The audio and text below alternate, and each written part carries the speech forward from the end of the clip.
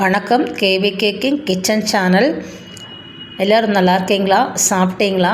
ரொம்ப ஈஸியான சோயா சங்கு வச்சு ஒரு ரெசிபி பார்ப்போம்.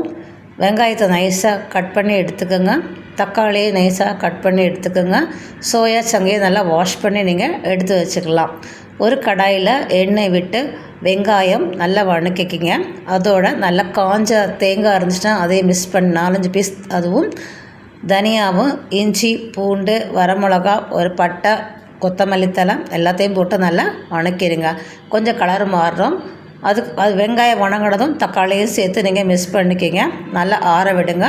மிக்சியில் போட்டு நல்லா நைஸாக தண்ணி ஊற்றி நல்லா வடியாக நீங்கள் அரைச்சி எடுத்துக்கோங்க.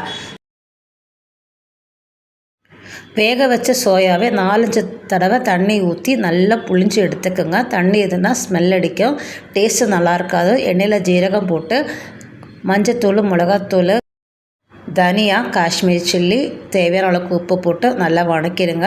நல்லா வேகட்டும். வெந்த பாடு பச்சை வாசம் போக வரைக்கும் வந்ததும் அதுக்கப்புறம் நீங்கள் சோயா புழிஞ்சு வச்ச சோயாவை நீங்கள் போட்டு 2 வணக்குங்க. பச்சை வாசம் போட்டோம். அதுக்கப்புறம் மறுபடியும் கொஞ்சம் தண்ணி ஊற்றி உங்களுக்கு தேவையான அளவுக்கு கொஞ்சம் திக்னஸ் வர வரைக்கும் நீங்கள் பாருங்கள். அதுக்கப்புறம் டேஸ்ட்டு நீங்கள் பார்த்துட்டு நல்லா திக்கானதும் அது எண்ணெய் பிரிஞ்சு வரட்டும். அதுக்கப்புறம் கொத்தமல்லி தழை ஊற்றி நீங்கள் எடுத்து சர்வ் பண்ணிக்கலாம். ரொம்ப டேஸ்டியாக இருக்கும். அது சப்பாத்திக்கும் நம்ம எடுத்துக்கலாம். தோசை, இட்லி, சாதத்துக்கு கூட வச்சு சாப்பிட்லாம். தேங்க்யூ. நீங்களும் செஞ்சு பார்த்து சொல்லுங்கள்.